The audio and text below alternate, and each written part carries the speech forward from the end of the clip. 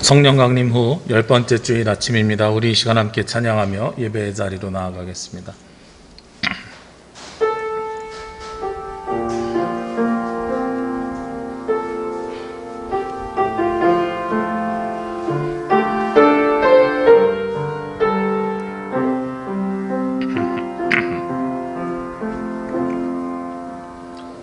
나는 하나님을 예배하는 예배자입니다.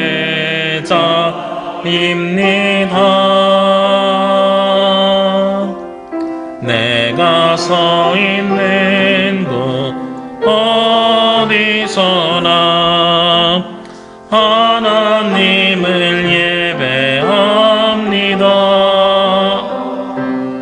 내 영혼 거룩한 은혜를 향하여 내 마음 완전한 하나님 향하여 이곳에서 바로 이 시간 하나님을 예배합니다. 내 영혼 거룩한 은혜를 향하여 내 마음 완전한 하나님 향하여 이곳에서 바로 이 시간 하나님을 예배합니다.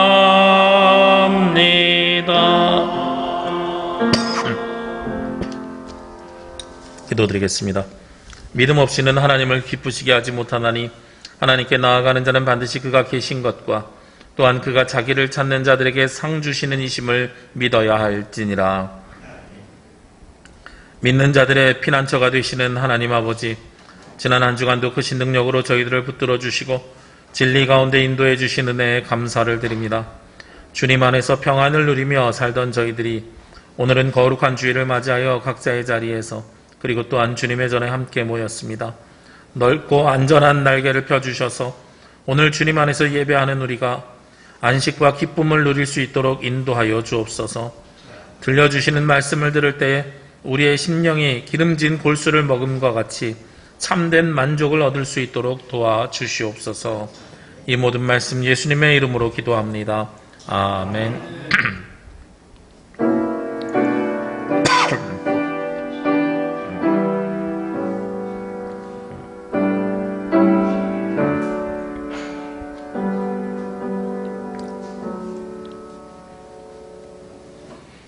교독문은 19번 시편 32편의 말씀입니다.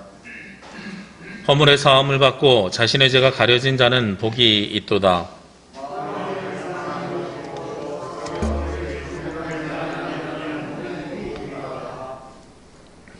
내가 입을 열지 아니할 때에 종일 신음함으로 내 뼈가 쇠하였도다.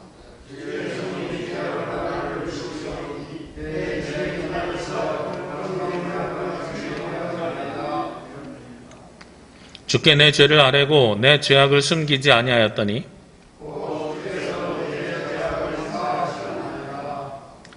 이로 말미암아 모든 경건한 자는 주를 만날 기회를 얻어서 주께 기도할지라.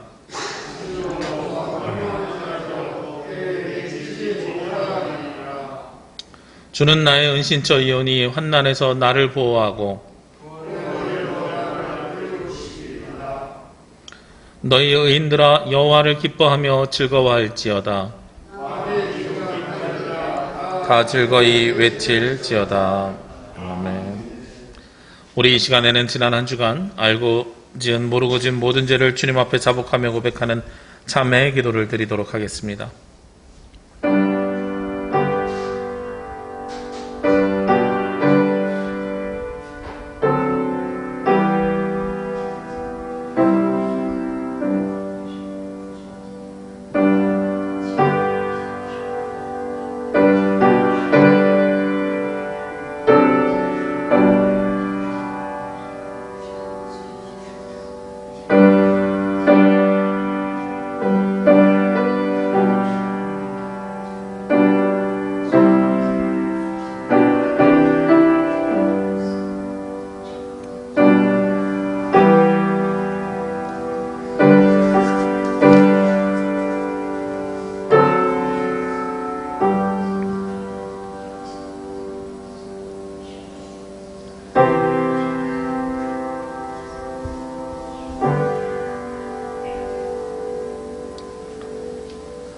죄인들을 향하여 오래 참으시는 하나님 아버지, 예수 그리스도의 십자가의 보혈로 저희를 의롭다 여기시고 하나님의 자녀로서 이 세상을 살게 하여 주시니 감사드립니다.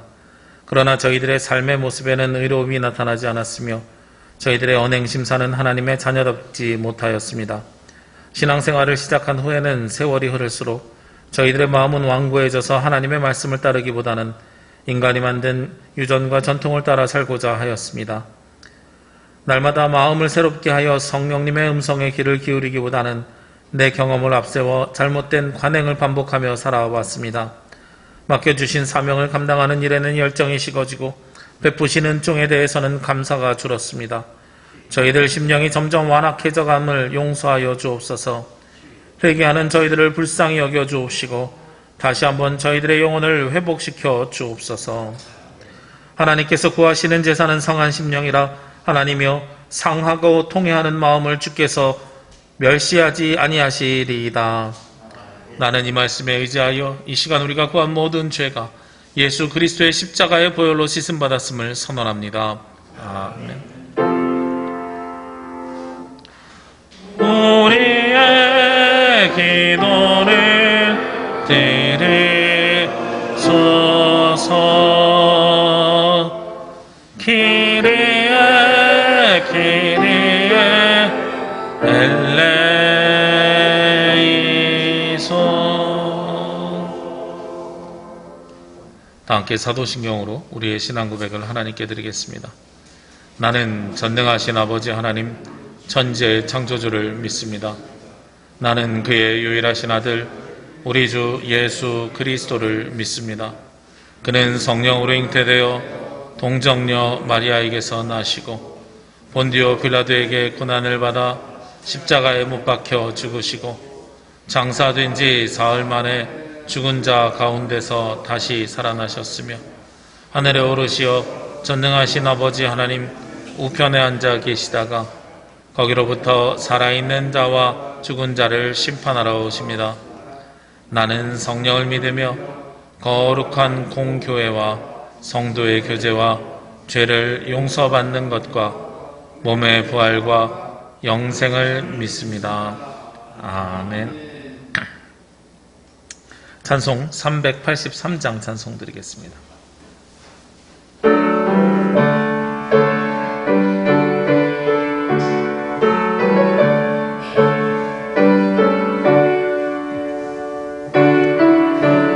너산을 보니 돈 어디서나 천지 지은 주 하나님 나를 도와주시네. 나의 발이 실족지 않게 주가 지키며 택한 백성 항상 지켜 기리워하시네.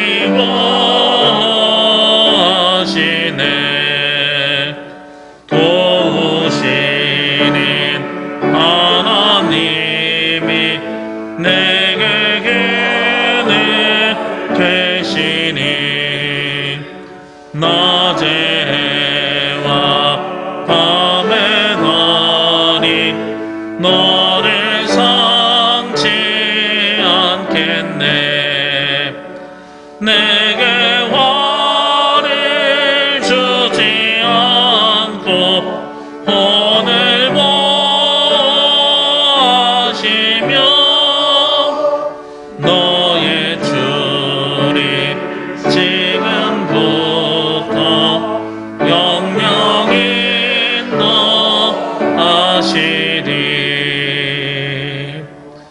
아멘.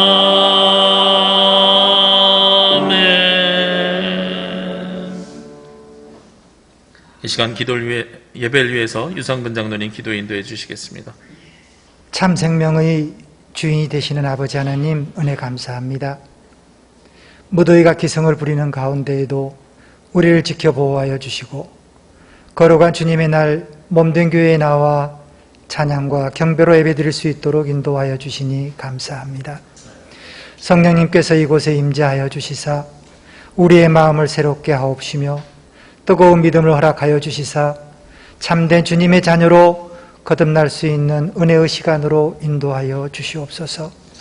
마음과 정성으로 드리는 우리의 예배를 달게 받아 주옵시며 성령 강림의 체험을 통하여 더욱 하나님께 가까이 나아가는 복된 시간이 될 수 있도록 인도하여 주시옵소서. 사랑의 하나님, 무더운 여름철 성도들의 건강을 지켜주시사 강건하게 붙들어 주옵시며 특별히 연로하신 어르신들의 건강을 친히 지켜 보호하여 주시옵소서. 각 가정마다 소망하며 간구하는 기도의 제목에도 들어 응답하여 주시옵소서. 코로나로 인하여 영상 예배를 드리는 처소마다 성령께서 함께하여 주시사 바이러스가 우리의 삶을 어렵게 할지라도 믿음의 길이 흔들리지 않고 오직 주 하나님만을 바라보며 승리의 삶을 살아갈 수 있도록 붙잡아 주시옵소서. 은혜의 하나님, 오늘도 주님의 종을 통하여 말씀을 대합니다.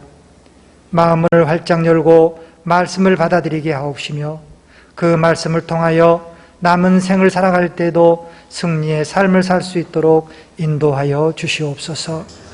주시는 말씀 안에 깨달음을 얻어 어려운 시기에 교회가 교회답게 세워지기를 원합니다.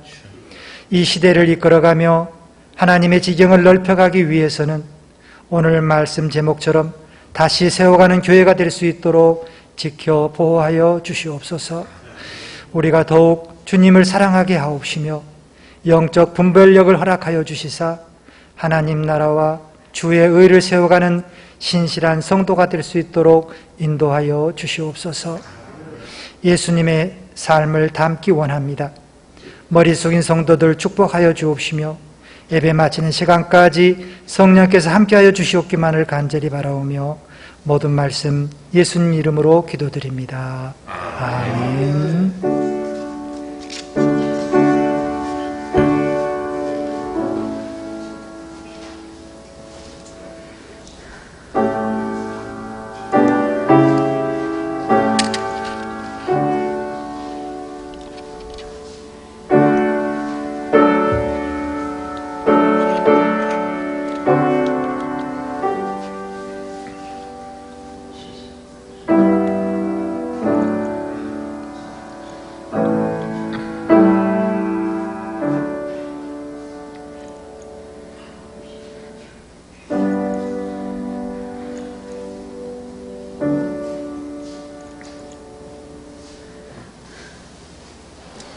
오늘 말씀은 로마서 12장 1절에서 2절 말씀입니다.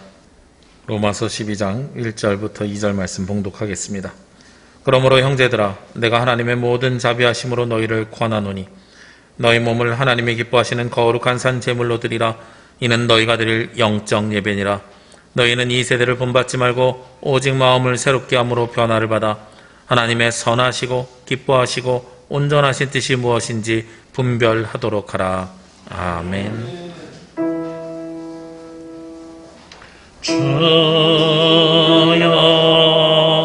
우리 맘 여사 주의 말씀을 깨닫게 하옵소서. 네, 오늘도 무더운 여름 가운데서 이 자리에 함께 나오시고 그리고 각자 자리에서 예배드리는 모든 분들을 주의 이름으로 환영합니다. 코로나19가 갈수록 심해져 가지고 우리가 모두가 함께 모이지 못하는 것에 대해 참 안타깝기도 하면서 그럼에도 불구하고 아직은 예배할 수 있는 저희가 통로가 있음에 또한 동시에 감사를 드립니다. 세상이 참 많이 변했고 빠르게 변해가고 있습니다. 이 변화되는 세상 속에서 우리가 과연 어떻게 살아갈 수 있을까 하는 것에 대한 고민을 하게 됩니다. 오늘은 특별히 우리가 교회입니다라는 커다란 주제에 마지막 주제인 다시 세워가는 교회라는 제목으로 말씀을 나누기를 원하는데요. 다시 세워간다는 것은 지금 코로나19로 변화된 이 세상 속에서 우리가 그러면 교회를 어떻게 다시 세워갈 수 있어야 되는가 하는 고민을 하는 겁니다. 그 고민이 저 한 사람의 고민이 아니라 우리 성도님들과 함께하는 고민이고 우리가 함께 그 방향성을 만들어가고 찾아갔으면 좋겠습니다. 오늘은 특별히 화면을 보면서 말씀을 함께 나누려고 합니다.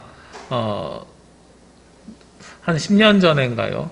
2030 대담한 미래라는 제목의 책이 나왔습니다. 우리 화면 같이 넘겨주세요. 네. 대담한 미래라는 책이 나왔는데 이 책에서 미래학자들은 무엇을 이야기하냐면 한국 사회가 인구 감소로 인해서 연금이라든지 이런 어려움이 올 것이다 라는 것을 문제 제기했어요. 그러면서 여기서 사용하는 기본 개념이 있는데 기본 미래라는 개념이에요. 기본 미래라는 것은 특별한 변화가 없이 지금의 삶이 계속 유지된다면 어떻게 될 것인가 라는 것을 예측하는 것이 기본 미래입니다.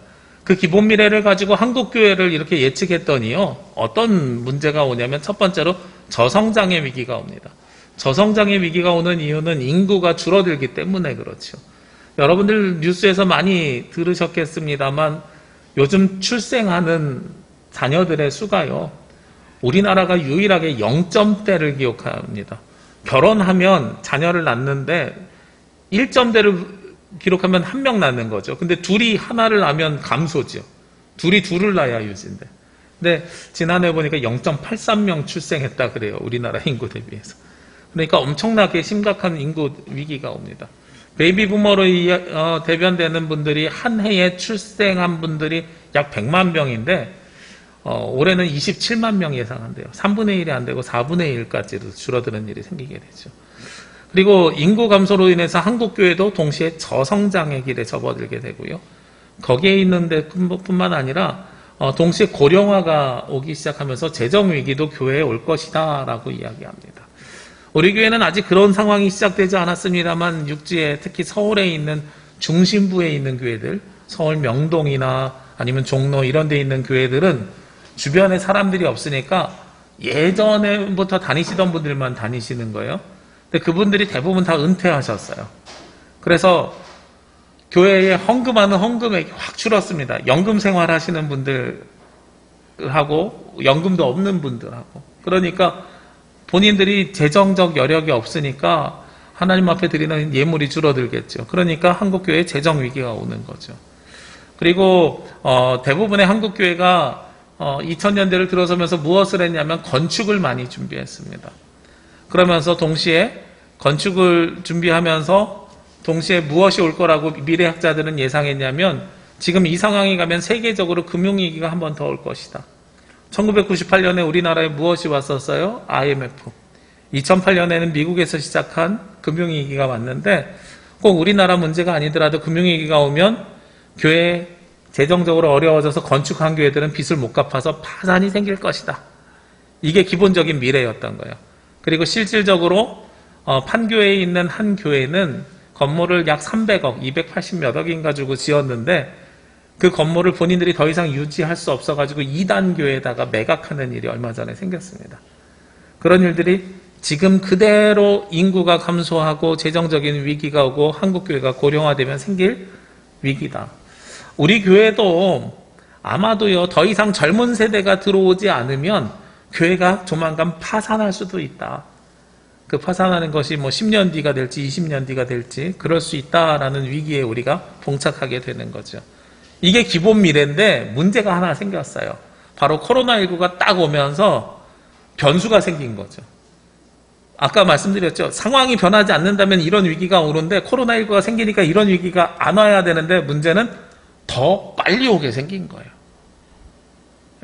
그래서 이 인구 감소하고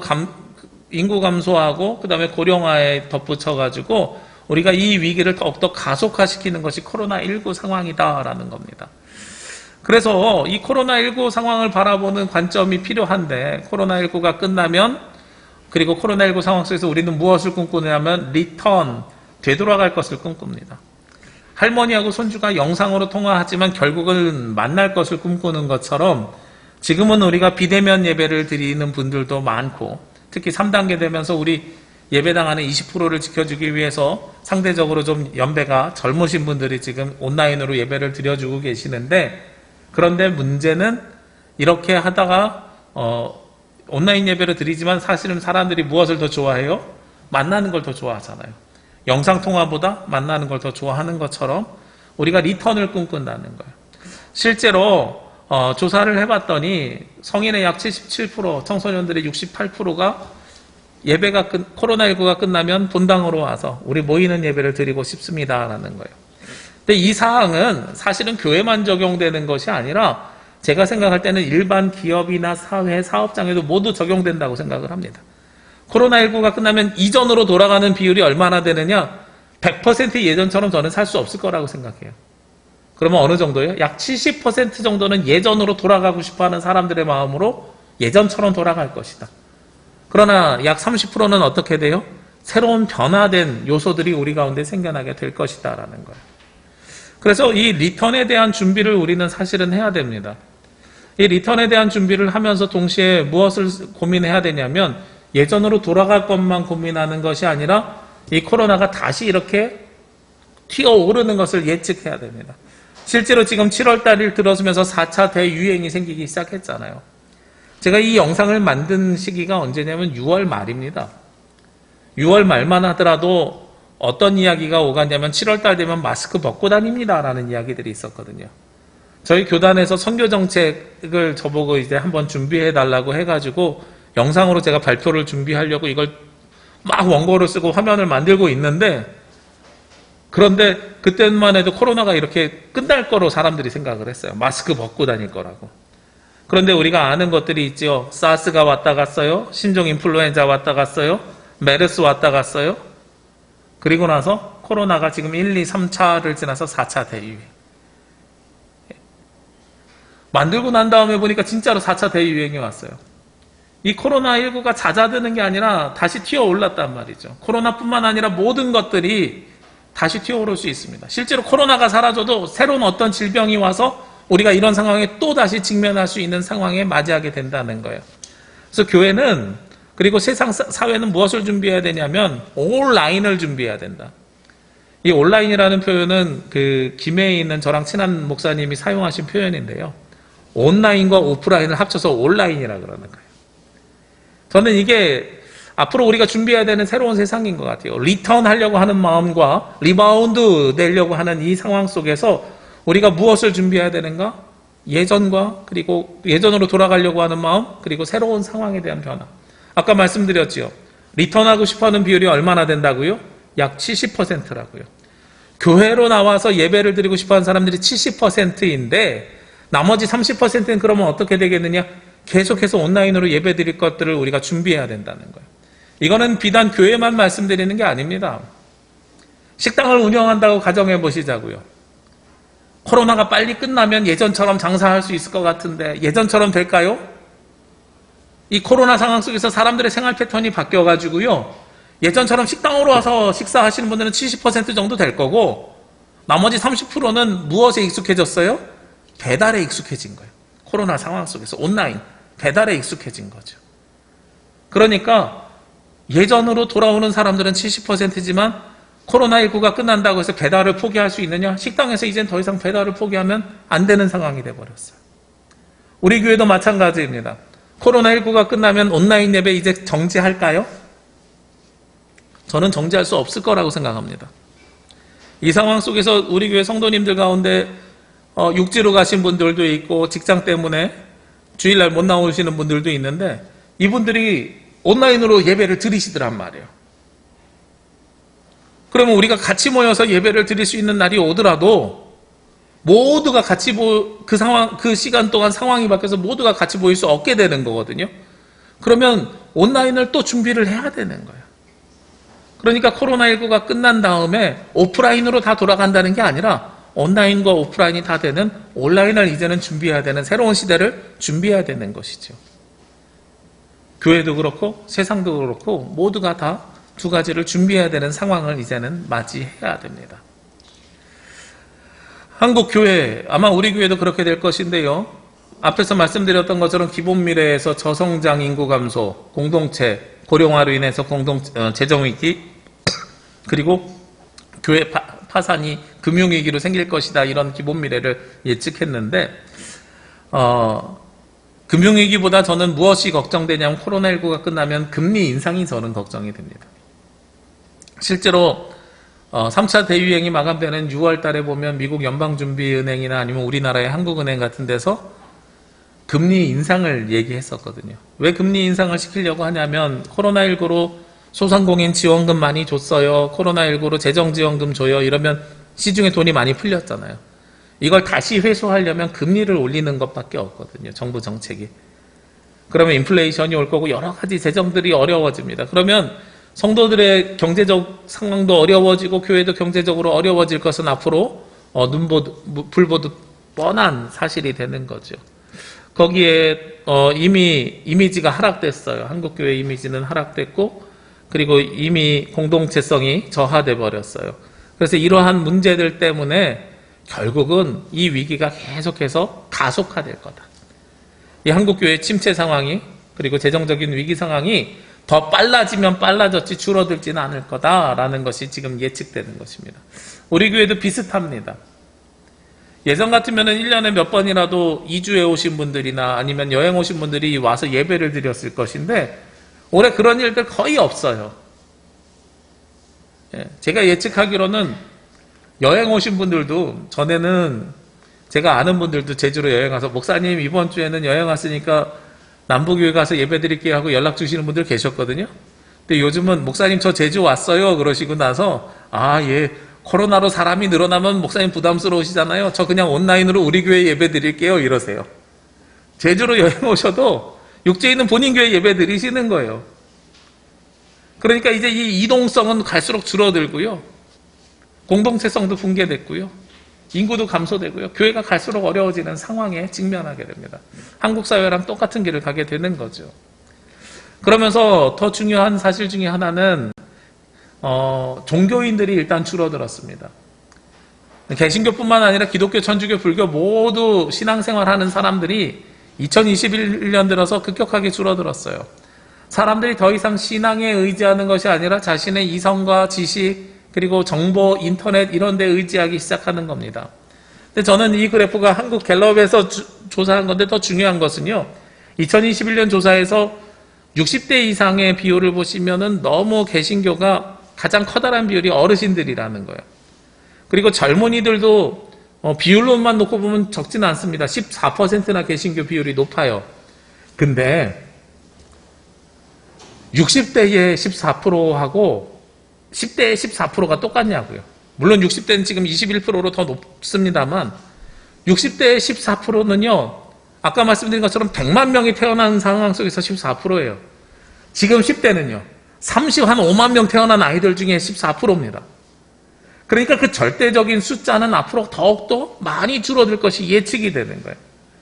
지금 어느 세대까지 인구가 많냐면 베이비 부머들의 자녀들이 에코 세대라고 하거든요. 그러니까 우리 흔히 58년생으로 대표되시는 분들 있잖아요. 55년생부터 62년생들의 자녀들, 82년생부터 88년생들까지. 요 세대가 그 다음으로 많아요. 그리고 나서 인구가 확 떨어집니다. 그러면 교회가 다음 세대 젊은이들을 위해서 문을 연다는 것은 지금 20대 청년을 향해서 문을 연다는 얘기가 아니고요. 사실은 다음 세대의 주축이 될 만한 에코 세대들, 80년대생들이 어떻게 교회에서 자리 잡고 신앙생활을 해나갈 수 있는지를 교회에서 준비해야 그 교회가 이제는 미래가 있다라는 것이 통계적인 수치로 나오는 겁니다. 그래야 그 자녀들 세대가 또다시 또 세워질 수 있는 거거든요. 이렇게 앞으로 리턴과 리바운드, 되돌아가고 싶은 마음과 새롭게 튀어나오는 이 상황들 속에서 그러면 교회는 어떻게 해야 되는가? 리뉴잉, 새로운 걸 준비해야 됩니다. 오늘 본문 말씀에 보면은 로마서 12장 2절 말씀에요. 너희는 이 세대를 반받지 말고 오직 마음을 새롭게 하여라고 말씀하고 있습니다. 우리가 마음을 새롭게 하여야 되는데 여기서 새로워진다는 것이 어떤 것이냐면 영어로 리뉴잉이라고 쓰여져 있어요.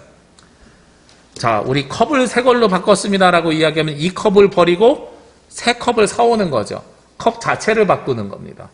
그런데요, 사람은 새 사람이 되었다 그러면 사람이 버리고 새로운 사람을 데리고 올 수 있어요? 없지요. 사람은 컵이랑 달라서요, 이 형체는 그대로 가지고 있으면서 마음이 내용이 새로워지는 것을 새로워진다고 합니다.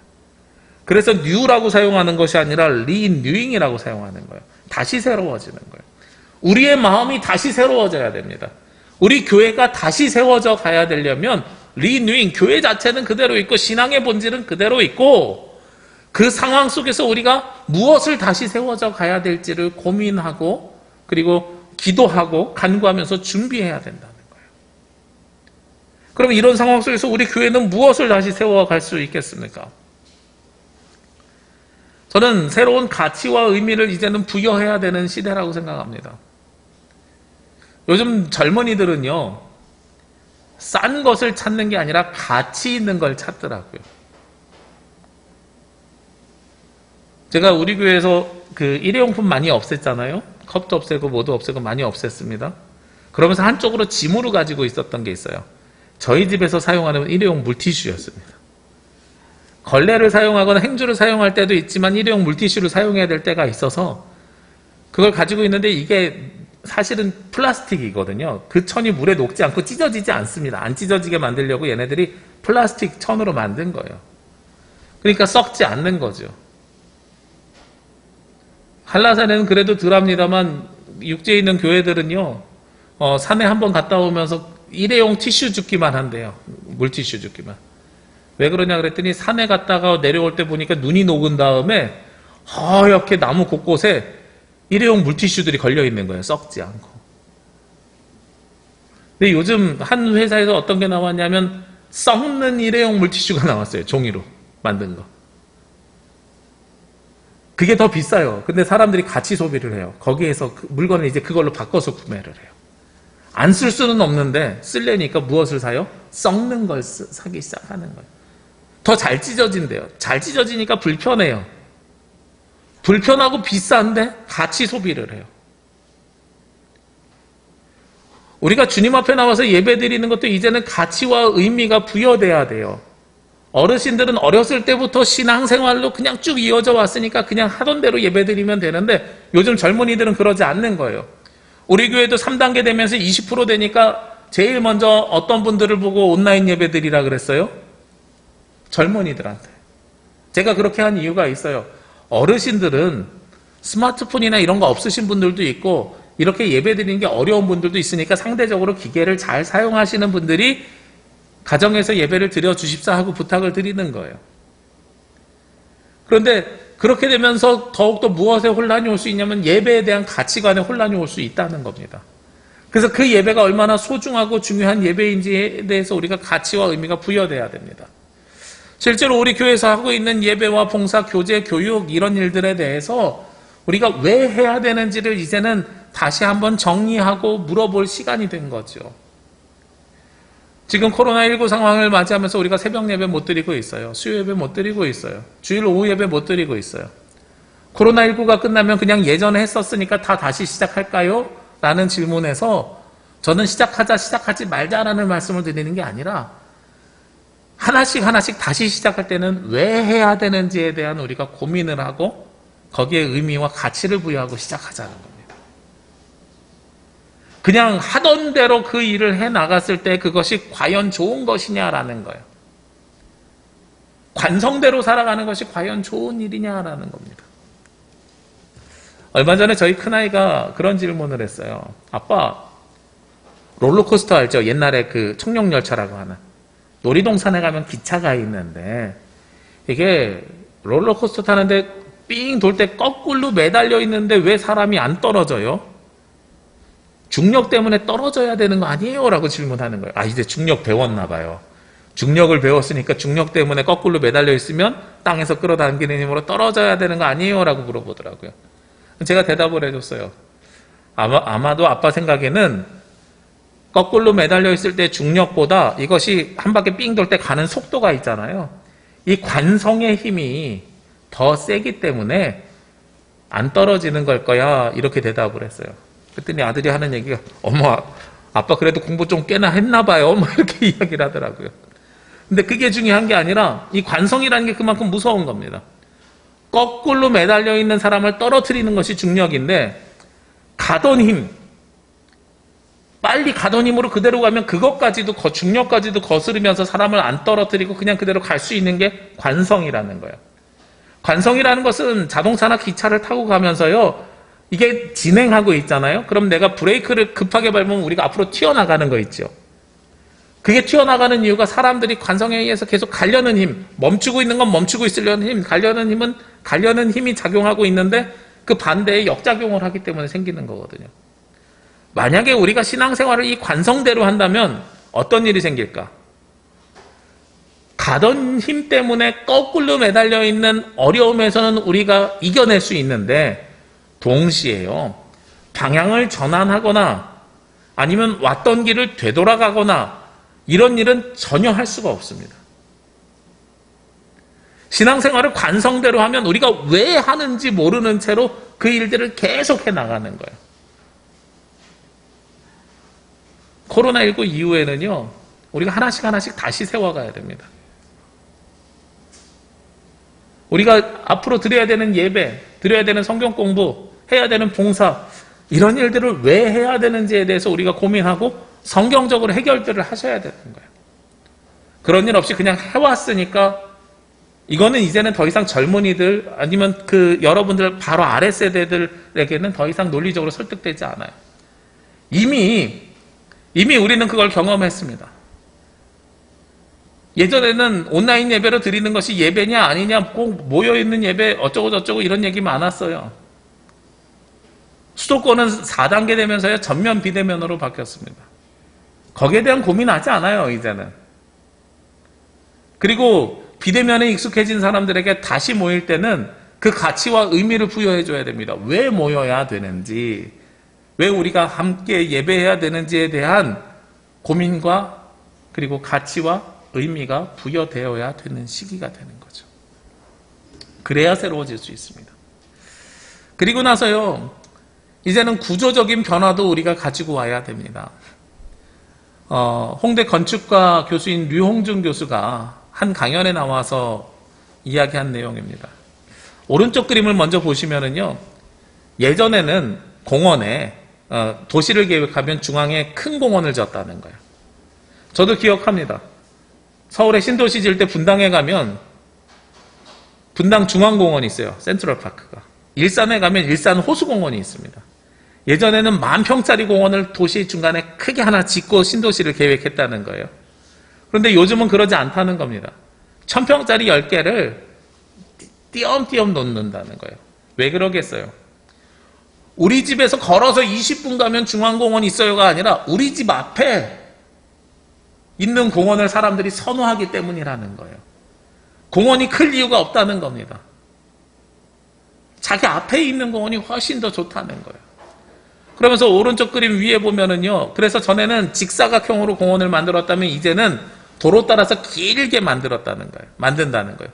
그래서 사람들의 접근성이 높아질 수 있도록 만든다는 겁니다. 이 두 가지가 가지고 있는 공통점이 있죠.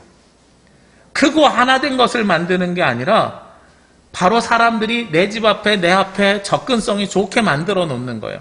그리고 사람들이 다양성이 강화되면서 그 다양성에 맞춰서 공원의 모양도 10개를 다 다르게 만들어내기 시작하는 겁니다. 이게 앞으로 벌어지는 건축의 모양과 모습이라는 거예요. 그러면 교회도 이런 방향으로 구조가 변화되어야 됩니다. 제가 예전에 그 사역했던 교회 중에 한 교회가 건축을 했어요. 제가 그 시절에 있었는데요. 200석 정도 되는 예배당을 가지고 있는 교회가 1000명이 예배를 드렸어요. 1, 2, 3, 4, 5 합치면. 200석이니까 다 예배를 드려도 800명밖에 안 되잖아요. 그러니까 유아실에서 예배 드리고 일부 예배 아침에 7시 예배부터요. 복도에다가 접이의자 놓고선 예배를 드렸던 교회입니다. 당연히 건축해야 되겠죠. 건축하면서 성도들이 무슨 꿈을 꿨냐면 우리 모두 같이 예배를 드리자 하고선 1000석짜리 예배당을 지었습니다. 그래서 11시에 모두 함께 1000명 예배 드리자고 딱 졌는데요. 일주일 만에 문제가 생겼어요. 어떤 문제가 생겼을까요? 7시에 예배 드리고 출근하던 사람들이 아예 예배를 못 드리기 시작합니다. 9시에 예배 드리고 11시에 교회학교 봉사하던 선생님들이 예배가 없어졌습니다. 11시에 식사 준비를 하고 1시에 예배 드리던 권사님들이 예배가 없어졌습니다. 전체가 모두 함께라고 해서 큰 거 하나를 만들어 놨더니 오히려 예배를 못 드리는 소외되는 사람들이 너무 많이 늘어나기 시작한 거예요. 우리가 구조가 변화되어야 된다는 것은 이제는 모두가 다 함께 모일 수 있는 그 시간을 찾는 게 아니고요.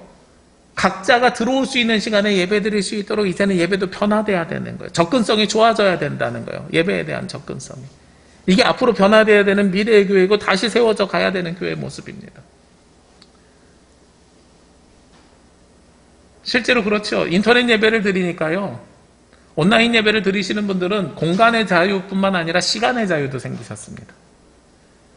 전에는 예배 시간이 우리가 일부 예배가 지금도 9시 예배하고 10시 반이잖아요. 그 시간 맞춰서 예배를 드리시는 분들도 계시지만 9시 반에도 예배를 시작할 수 있어요. 9시 예배를 30분 늦게 시작하면 되거든요. 나 혼자서. 그 시간에 실시간으로 들어오지 않고 그 시간에 그냥 예배 시작 시점으로 가면 계속 늦게 나는 예배 드려요. 15분씩. 이게 가능해진 시대예요. 아마도 지금도 온라인으로 예배 드리시는 분들이 있는데 늦게 들어오신 분 있잖아요. 지금 딱 들어와서 설교부터 들으시지 말고 처음부터 다시 시작하시라고요. 이게 가능해집니다, 이제는. 이게 앞으로 변화되는 세상의 모습이에요. 우리가 모두가 정해진 시간에 모이는 게 아니라 각자의 필요에 따라서 모여지는 시간으로 바뀌게 되는 거죠. 그리고 또 우리가 새로워져야 되는 관점이 있습니다. 무엇이냐면 1인 가정의 증가입니다. 저는 이 1인 가정의 증가가 30, 40대 젊은이들을 향한 이야기인 줄 알았습니다. 근데 실제로 그렇지 않더라고요. 통계를 보면 굉장히 놀랍습니다. 2010년에 15%였던 게 2015년에 21% 그리고 최근에는요 30%까지 급격하게 2배로 증가했어요. 그러면 어디가 1인 가정이 제일 많을까요? 놀랍게도요 60대 이상입니다. 30, 40대 1인 가정을 20, 30대죠. 20, 30대 1인 가정 합친 것보다 60대 이상이 많아요. 그러니까 젊은이들이 결혼하지 않아서 1인 가정이 많아지는 것도 맞는 이야기지만 어르신들이 사별하거나 아니면 무슨 요즘 황혼이혼, 졸혼 뭐 이런 거 하면서 1인 가정이 많이 늘어난 것도 이유 중에 하나입니다. 게다가 예전에는 부모님 중에 한 분이 돌아가시면 아버지 제가 모실게요, 어머니 제가 모실게요, 자녀들이 그렇게 모시고 갔는데 요즘은요 아버지 자주 들릴게요, 어머니 자주 들릴게요 하면서 바뀌었어요. 그러니까 1인 가정은 더욱더 많아져요. 그래서 우리가 1인 가정이라는 것에 대해서 고민을 할 때에는 두 가지 트랙으로 가야 됩니다. 20, 30대의 젊은이들을 향한 이야기와 그리고 이제는 독거하시는 어르신들을 위한 이야기. 그래서 교회가 어르신들 살피는 사역하고요, 젊은이들 사역하고 두 가지가 동시에 그래서 이루어져야 되는 거예요. 저는 내년부터는 우리 교회 헌금함 이름부터 좀 바꾸려고 생각합니다. 제가 이거 준비하면서. 우리 교회 헌금함 이름 보면 가정 중심으로 되어 있어요. 남편 이름 옆에 아내 이름. 전에는 자녀들 이름까지 있었던 것 같아요. 이제 그게 아니라 가나다 순으로요. 부부도 그냥 떨어져서 하나의 인격으로 존중받으면서 한 사람이 하나의 인격으로, 당신은 당신의 인격으로, 난 나의 인격으로, 각자의 인격으로 존중받으면서 이제는 세워져 가야 되는 것이 한국교회의 새로운 변화의 시작이 될 것 같습니다. 이러한 현상은 대기업들도 굉장히 잘 찾았어요. 그래서 대기업이 훨씬 더 먼저 시작했죠. 요즘 양파 반 개 쪼개가지고 팔잖아요. 이런 게 다 여기에 대비하는 거예요. 그리고 저는 마지막으로 제일 중요한 것이 무엇이냐면 새롭게 되는 것에 있어서 남은 자들을 준비해야 됩니다. 성경에 보면은요, 항상 하나님께서는 남은 자들을 준비하십니다. 교회가 어렵고 힘들어도 항상 남은 자들을 예비하십니다. 이스라엘이 출애굽하고 있을 때에도 모세를 통해서 애굽에서 종살이 할 때에도 모세를 통해서 그 상황을 하나님께서는 새롭게 하셨고, 그리고 바빌론 포로로 갔을 때에도 남은 자들을 통해서 하나님께서는 그 역사를 이어가셨습니다. 저는 하나님께서 우리를 사랑하시기 때문에 아까 기본 미래로 보면 한국교회가 파산할 것이고 우리 남부교회도 그대로 살아가면 한 3, 40년 뒤에 저는 우리 남부교회가 100주년쯤 되면 파산할 것이다. 이게 기본 미래로 보면 그렇게 될 거예요. 38년 뒤에 여기에서 남아 계실 분이 몇 분이 계십니까? 지금 여기서 예배 드리실 분들 중에서. 그런데 하나님은 우리를 사랑하시기 때문에 절대로 그대로 내버려 두지 아니하신다는 사실입니다. 그래서 우리가 그럼에도 불구하고 남은 자들이 있었기 때문에 그들이 이스라엘이 다시 살아날 수 있는, 신앙을 다시 세워갈 수 있는 기틀이 됐거든요. 우리도 그 남은 자들을 준비해야 됩니다. 실제로 요즘 사람들을 보면 교회에 어떻게 오는가, 어른이 돼서 전도돼서 온 사람들보다 부모에 의해서 모태신앙이나 유치원 혹은 초등학교 때 부모의 손잡고 온 사람들의 비율이 77% 정도 돼요. 그러니까 이제는 교회 오는 대부분의 사람들이 누구를 따라서 오는 거예요? 부모님을 따라서 오는 것이다 라고 보는 것이 일반적인 관점입니다. 그래서 이제는 신앙의 주체가 누구로 바뀌어야 되냐면 부모님으로 변화되어야 됩니다. 전에는 목회자가 이렇게 신앙 교육을 하는 걸로 봤어요. 특히 부교육자들이. 제가 부목사 때요, 목사님 우리 아이 좀 잘 부탁합니다. 제 말은 안 들어요. 목사님 말은 들을 거잖아요 하면서 저에게 부탁하시는 분들 많았었거든요. 근데 이제 바뀌었어요. 이 재밌는 통계를 하나 가지고 왔는데요. 코로나19 이전이 파란색이고 코로나19 이후가 주황색입니다. 자녀들에게 신앙적 영향을 많이 미치는 사람이 누구인가? 첫 번째가 어머니예요. 우리 어머니들, 권사님들, 여러분들의 모습을 통해서 자녀들이 신앙을 배웁니다. 그리고 두 번째가 누구의 모습이냐? 코로나19 이전에는요, 목회자였어요. 세 번째가 아버지였고요. 그런데 코로나19 이후로 어떻게 바뀌어요? 아버지가 두 번째가 됐어요. 목회자의 영향력이 줄어들게 되었다는 거예요. 일주일에 168시간 중에 1시간 내지 2시간 만나는 목회자로서는 아이들의 신앙이 더 이상 변화되기가 어렵다는 것이고 코로나19로 비대면이 되기 때문에 그 상황이 더욱더 어려워졌다는 사실입니다. 이제는 누구를 통해서 자녀들이 신앙을 성숙해 갈 수 있냐면 부모를 통해서 성숙해 가야 돼요. 그래서 저는 교회 학교의 그 교육 방향이 바뀌어야 된다고 생각합니다. 교회 학교의 교육 방향이 교사가 아이들을 가르치는 게 아니라 교사가 부모를 가르쳐서 부모가 아이들과 함께 신앙생활하는 방법으로 바꿔야 됩니다. 우리 교회도 교회 학교 예배에 대한 변화를 이제 줘야 되지 않을까 하는 생각을 하게 됩니다.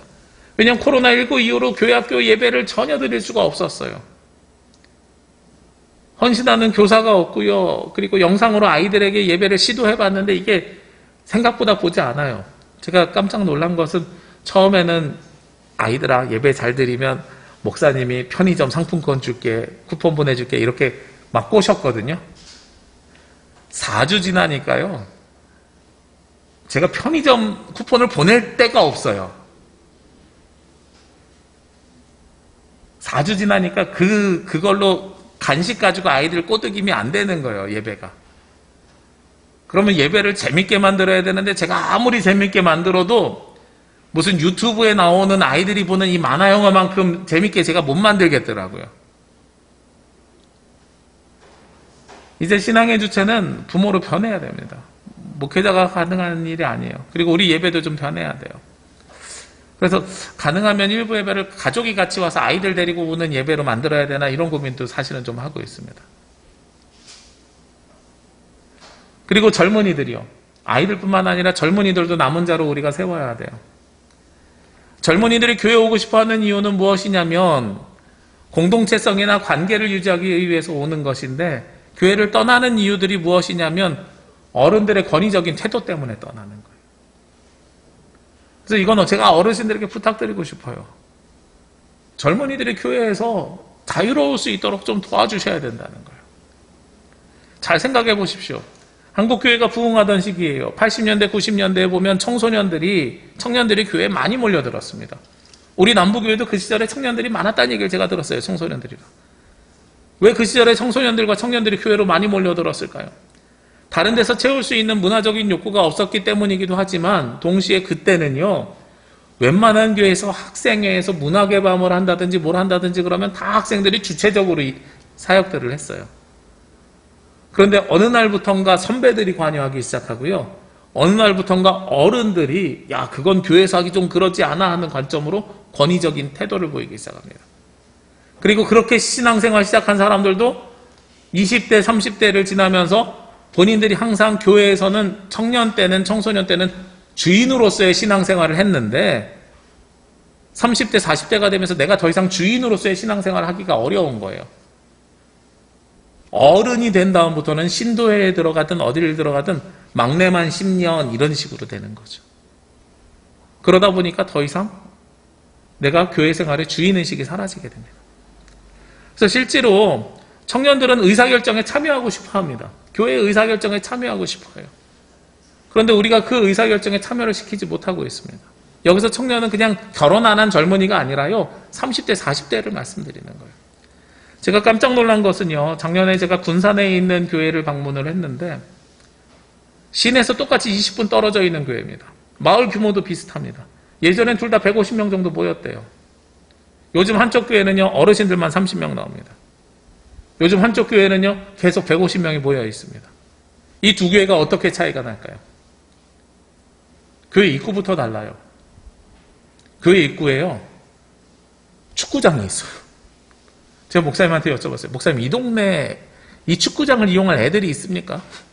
없지요. 근데 축구장이 왜 있습니까? 시내에 있는 자녀들이 매주 주말마다 와서 예배 드릴 때 그 손주들 공차라고 교회에서 만드는 거예요. 교회 앞에 밭 안 쓰는 거 이제 농사 다 못 져가지고 사람들이 줄어서 그거 그냥 축구장으로 만들었어요. 봤더니 그 교회는 젊은 사람들이 리더십으로 세워져 있어요. 40대 분들이. 그래서 축구장만 만들었느냐? 그러지 않더라고요. 그 축구장 앞에 있는 건물에 들어가니까 교육관이라고 있는데 거기에 어르신들을 위해서 안마의자 15개가 쫙 놓여져 있어요. 그래서 어르신들이 주일날 예배 끝나고 식사하시고 안마의자 앉아서 손주들이 공 차는 거 보신다는 거예요. 그리고 또 뭐 하고 있냐고 봤더니 그 뒤에 황토방 만들고 있어요. 결정권이 젊은이들에게 넘어가니까요, 젊은이들이 자녀들을 위한, 다음 세대를 위한 준비하고 어르신들을 섬기는 일하고 두 가지가 같이 들어가더라고요. 그런데 한쪽 교회는 왜 그냥 그대로 있느냐? 땅이 없는 거 아니에요. 똑같아요. 거기도 땅도 있고 준비되어 있는 거 다 있어요. 우리가 이 나이에 무슨 일을 벌려요. 그냥 이대로 하다가 하나님 부르시면 가지요. 의식의 차이고 생각의 차이입니다. 이게 우리가 새로워져야 되는 4가지 요소 중에 하나입니다. 그리고 중요하게 저는 한 가지를 더 우리가 가치로 삼아야 되는데, 리스펙입니다. 교회가 세상으로부터 존경을 받아야 돼요. 그런데 너무 놀랍게도요, 비개신교인, 여기서 주황색은 목사님들입니다.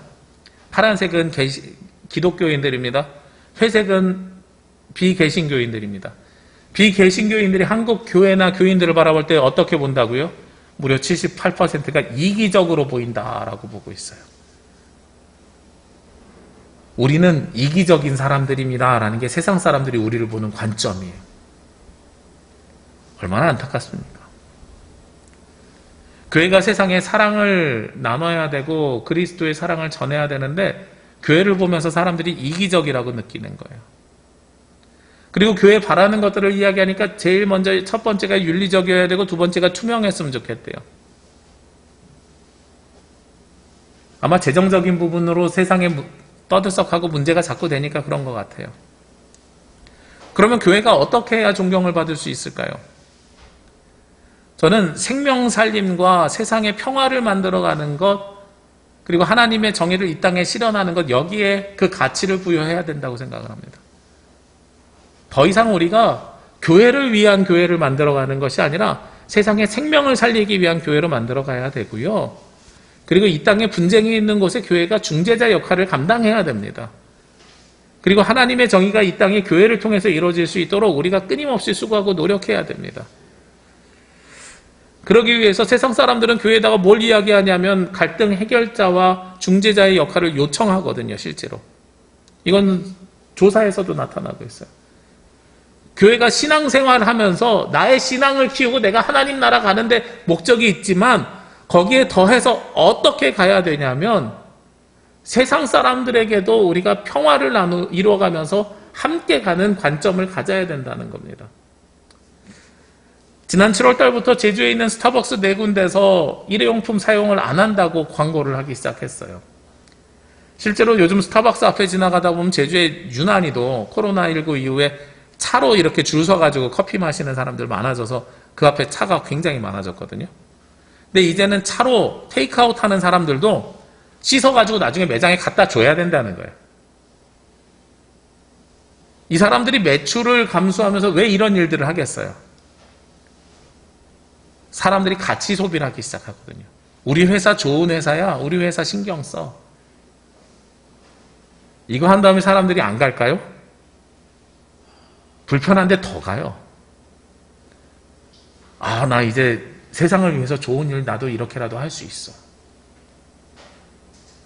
저는 교회가 환경단체가 되자는 이야기를 하는 게 아닙니다. 교회가 이렇게 세상 사람들로부터 아, 나도 저 교회를 따라하고 싶어. 저게 힘든 일이고 불편한 일이지만 저 일을 난 굳이 감당하고 싶어. 라는 생각이 들 만큼 존경받아야 된다는 거예요. 앞으로는 우리가 선교 전략이라는 것이 나가서 전도지 돌리고 뭐하고 이런 게 아니라 세상으로부터 존경받을 수 있는 삶을 우리가 살아내야 되는 것이 선교 전략이라는 겁니다. 우리가 선교정책협의회에서 한 선교신학자분이 그런 말씀하셨습니다. 이제 선교는 교회에서 예배드림으로 시작되는 것이다. 우리가 외국에 나가서 선교지에서 어려운 사람 돕는 데서 선교가 시작되는 게 아니고요. 우리 교회에서 예배를 잘 드림을 통해서 선교가 시작되는 거예요. 오늘 본문 말씀 1절에요. 그러므로 형제들아 내가 하나님의 모든 자비하심으로 너희를 권하노니 너희 몸을 하나님이 기뻐하시는 거룩한 산 제물로 드리라 그랬어요. 우리 몸을 거룩한 산 제물로 드리라고 말씀하고 계십니다. 우리가 이 삶을 살아내지 못하면 결국은 우리는 그리스도인으로서의 삶을 저버리는 것이고 새로운 시대에 새로운 그리스도인, 새로운 교회를 세워나가지 못하게 된다는 겁니다. 우리 교회는 다시 세워져야 됩니다. 우리 교회뿐만 아니라 이 나라에 있는 교회들이 다시 세워져야 됩니다. 더 이상 이기적이고 배타적인 교회가 아니라 세상으로부터 존경받는 교회로 다시 세워져야 됩니다. 교회가 무슨 기본 미래에 따라서 파산하고 이런 것들 걱정 때문에 하는 것이 아니고요. 신앙의 유산이 물려지는 남은 자들이 되기 위해서 그리고 어려운 때에 하나님께서 우리를 통해서 역사하시기를 기대하고 기도하는 마음으로 우리가 준비해야 되는 거예요. 여러 군데에서 신앙생활이 끝나는 것이 아니라 이 땅에 그리스도를 믿는 사람들이 갈수록 늘어나기를 기대하는 마음으로 우리부터 변화되어야 됩니다. 마지막으로 드리는 말씀입니다. 기영도 시인의 우리 동네 목사님이라는 시에 보면 이런 시기가 있습니다. 성경이 아니라 생활에 밑줄을 그어야 한다. 우리가 밑줄 그어야 되는 것은 성경이 아니라 생활입니다. 우리 교회 성도님들 보면 너무나도 감사하게 설교할 때마다 성경에 뭐 이렇게 기록하시는 거 많으시더라고요. 거기에 밑줄 그시는 것 너무나도 소중한 일인데 더 소중한 것은 삶에 우리의 밑줄을 그어내시길 원합니다. 그래서 다시 세워져가는 저와 여러분 그리고 우리 남부교회가 되기를 주의 이름으로 기도합니다. 기도드리겠습니다.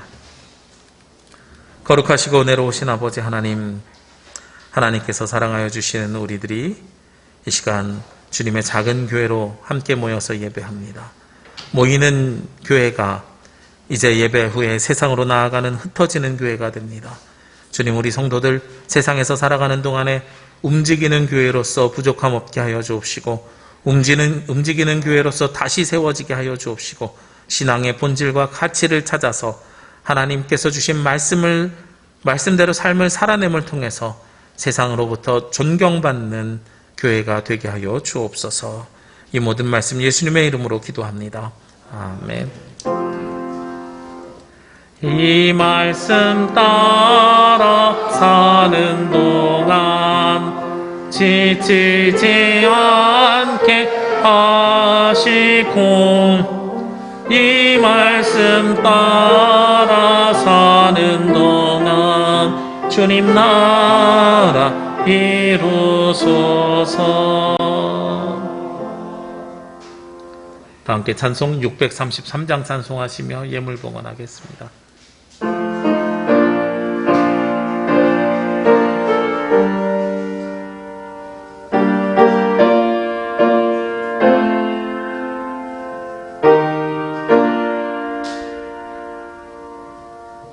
나의 하나님 나이소서. 주께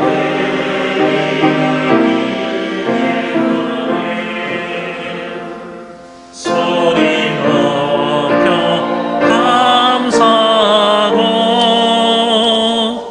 주께 드리네. 아멘. 기도드립니다. 무더운 여름에도 주님을 사모하며 함께 예배할 수 있도록 인도하여 주시는 아버지 하나님, 감사를 드립니다. 주를 사랑하는 자녀들이 무더위와 갈수록 심해지는 코로나19로 어려운 상황 속에서도 주님을 잊지 않고 이 시간 주님을 예배하며 찬양하며 경배합니다.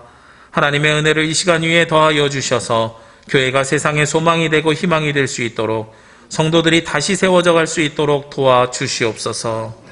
이 시간 주를 사랑하는 주의 자녀들이 함께 예배하며 예물과 정성을 올려드립니다. 열의 하나를 거룩하게 구별하여 드리는 예물과 감사의 제목이 있는 예물과 약속이 있는 예물, 복음 선포를 위한 예물을 올려드립니다.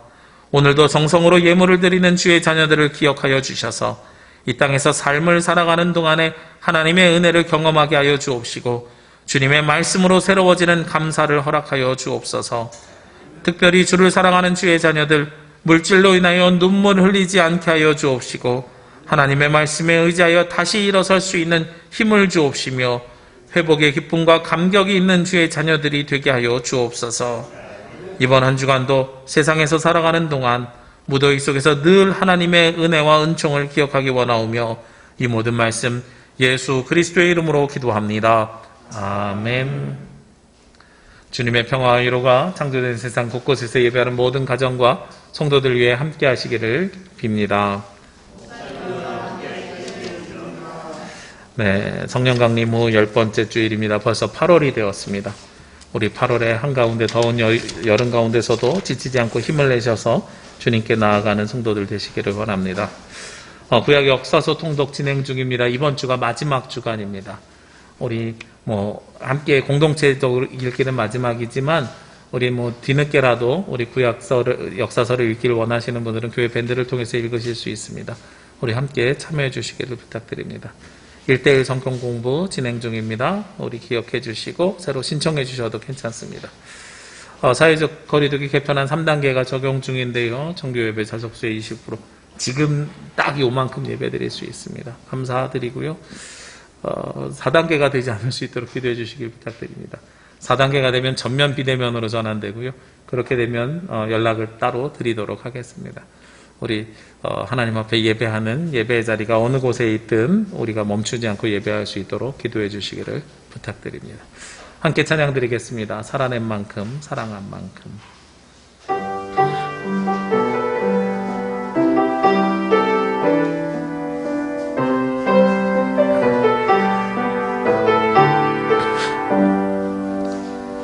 예수를 만난 자 새로 이 눈 뜨고 예수를 아는 자 그 말씀 들으니 예수를 따르는 자 어느 곳에 있어도 주의 인내를 담대히 선포하리라.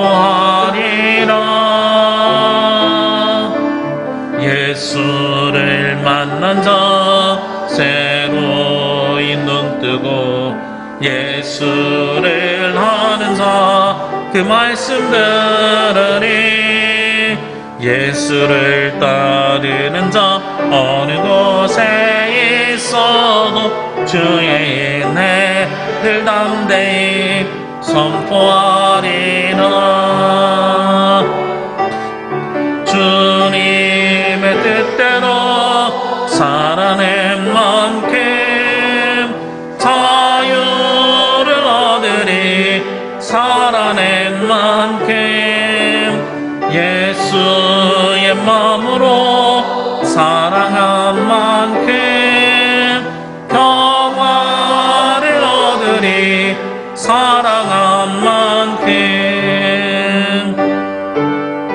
주님의 뜻대로 살아낸 만큼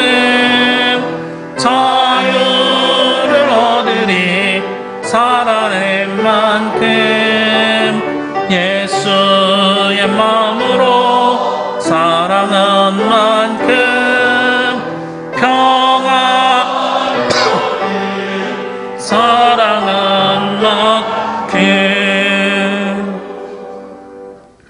이제는 주님의 몸된 교회를 다시 세울 수 있도록 힘주시는 예수 그리스도의 은혜와 어려운 가운데서도 우리에게 남은 자를 허락하여 주시는 아버지 하나님의 크신 사랑하심과 무더위 속에서 하나님의 자녀로 살아갈 수 있도록 도우시는 보혜사 성령님의 역사하심이 이번 한 주간 감염병으로 또한 경제적으로 어려워진 세상에서 살아가며 하나님 나라의 자녀로서 그 삶을 누리기를 원하는 제주남부교회 모든 성도들 머리 위에와 이 시간 각자의 자리에서 하나님을 예배하는 모든 가정 위에 지금부터 영원까지 함께 하시기를 간절히 축원하옵나이다. 아멘.